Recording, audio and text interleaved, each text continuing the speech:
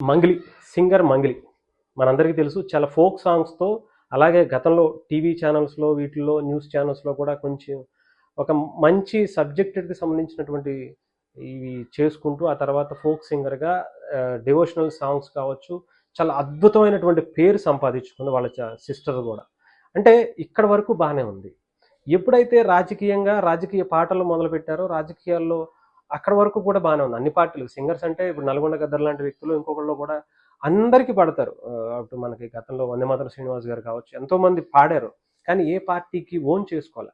కానీ ఇక్కడ మంగ్లీ గారు చేసినటువంటి తప్పేంటంటే, ఒక పార్టీకి వత్తాసు పలుకుతూ, ఆ పార్టీకి పాడటమే కాకుండా ప్రచారం చేయటం. ఆ తర్వాత దానికి సంబంధించి ఏదో పదవి కూడా ఇచ్చారని కొంతమంది అంటున్నారు. అవన్నీ పక్కన పెడితే, ఆ ప్రచారంలో ఎదుటి వారిని తిట్టడం, ఇంకొకటి ఏదో ఒకటి అనటం.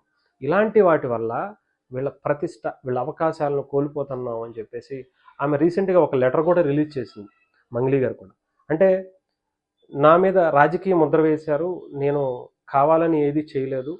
నేను అలా రాజకీయ ముద్ర వేసుకోవడం వల్ల నేను చాలా నష్టపోయాను. చాలా అవకాశాలను కోల్పోయాను. దయచేసి నా మీద రాజకీయ ముద్ర వేయొద్దు. నేను వైఎస్ఆర్‌సీపీ పార్టీకి పాటలు పాడాను. బీజేపీకి పాడాను. బీఆర్ఎస్ పార్టీకి కూడా పాడాను. గతంలో చాలామంది నాయకులకి పాటలు పాడిన సందర్భాలున్నాయి. కానీ నాకు వైఎస్ఆర్‌సీపీ అనే పార్టీ వల్ల చాలా ఇబ్బంది కలిగింది అని ఒక లెటర్ అయితే రిలీజ్ చేసుకొచ్చింది.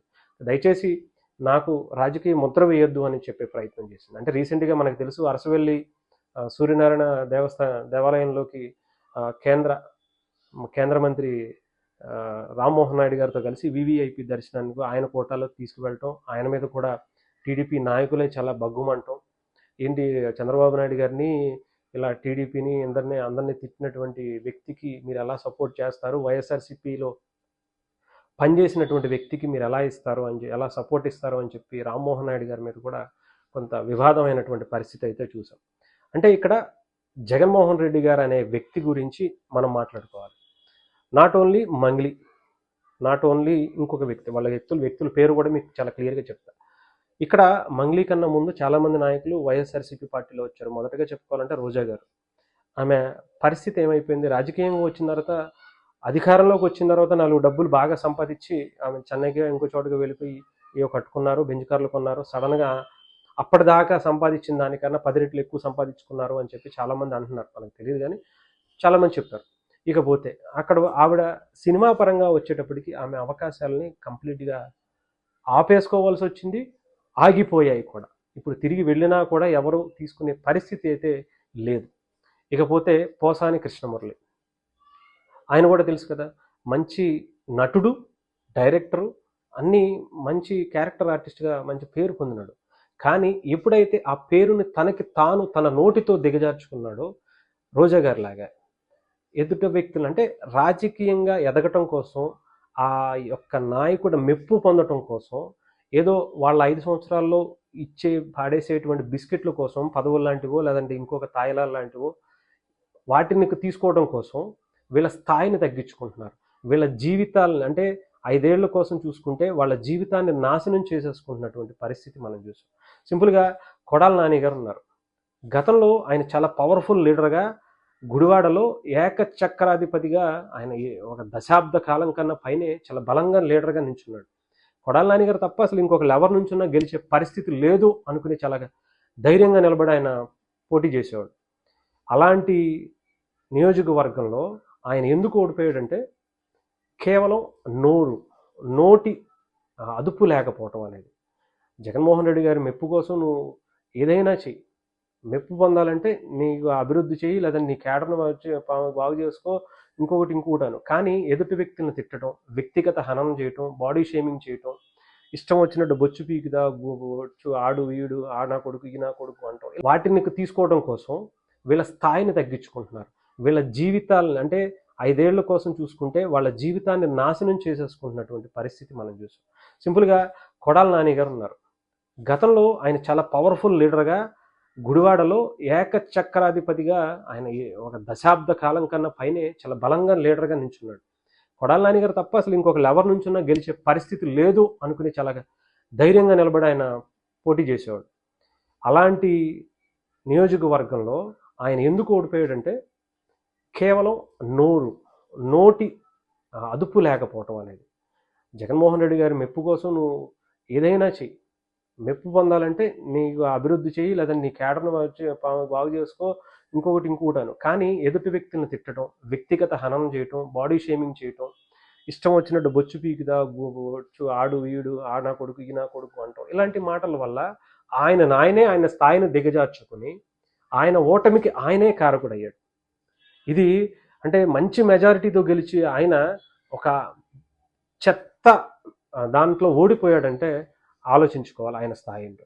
ఈ మిగతా నాయకుల పరిస్థితి కూడా తెలుసు మనకి. కొడాల నాని గారు కావచ్చు, గుడివాడ అమర్నాథ్ గారు కావచ్చు, వల్లభనేని వంశీ గారు కావచ్చు, అంబటి రాంబాబు గారు కావచ్చు, పెర్ని నాని గారు కావచ్చు, ఇలాగ ఎవరు దువ్వాడ శ్రీనివాస్ గారు కావచ్చు, వీళ్ళందరూ జీవితాలు, రాజకీయ జీవితాలు నాశనం చేసేసుకున్నారు.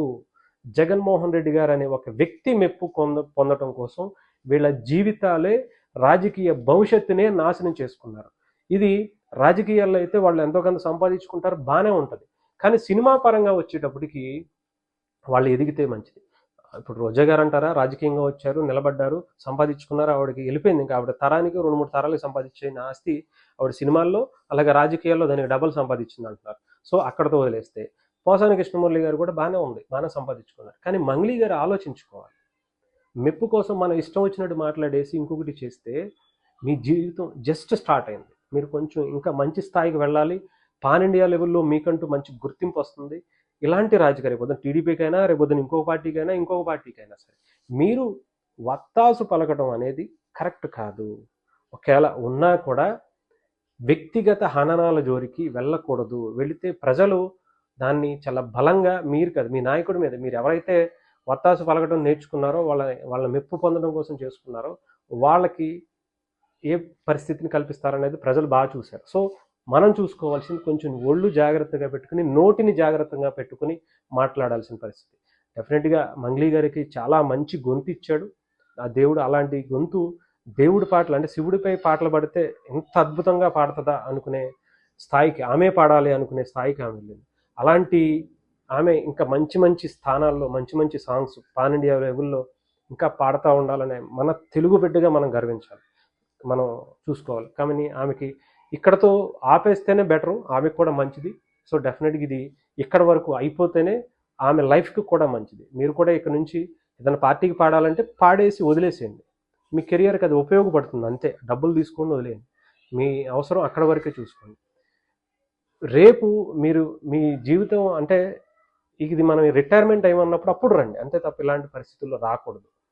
సో డెఫినెట్గా ఇది ఏ పార్టీ నాయకుడైనా సరే వైఎస్ఆర్సీపీ పార్టీతో, జగన్మోహన్ రెడ్డి గారితో పెట్టుకున్నటువంటి ప్రతి వ్యక్తికి ఇది తెలుసుకోవాల్సిందే. మీరు ఎవరైనా వైఎస్ఆర్సీపీ పార్టీలోకి వెళ్ళాలి అంటే, మెప్పు పొందాలి అంటే, మీ రాజకీయ జీవితాన్ని నాశనం చేసుకోవడానికి ఆ పార్టీలోకి వెళ్ళాలి, లేదా జైలుకి బెయిల్కి రెండింటికి కూడా రెడీ అయ్యే ఆ పార్టీలోకి వెళ్ళాలి. అవినీతి చేయకుండా ఆ పార్టీలో ఉండలేరు, మర్డర్లు మానభంగాలు చేయకుండా ఎలిజిబిలిటీ ఉండాలని ఒక నాయకుడు ఆ పార్టీలో నుంచే బయటకు వచ్చి మరీ చెప్పారు. ఒక మర్డరే కదన్నా చేసింది అని అన్నారట జగన్మోహన్ రెడ్డి గారు. సో ఇలాంటివన్నీ దానికి సిద్ధపడే ఆ పార్టీలోకి వెళ్ళాలి, ఆ తర్వాత జైలుకి కూడా సిద్ధమయ్యే ఆ పార్టీలో ఉండాలి. సో ఏదైనా కానీ వాళ్ళ జీవితాలను నాశనం చేసుకోవడం కోసం వైఎస్ఆర్సీపీకి సపోర్ట్ చేసినట్టుగా వీళ్ళందరి పరిస్థితి తయారైంది.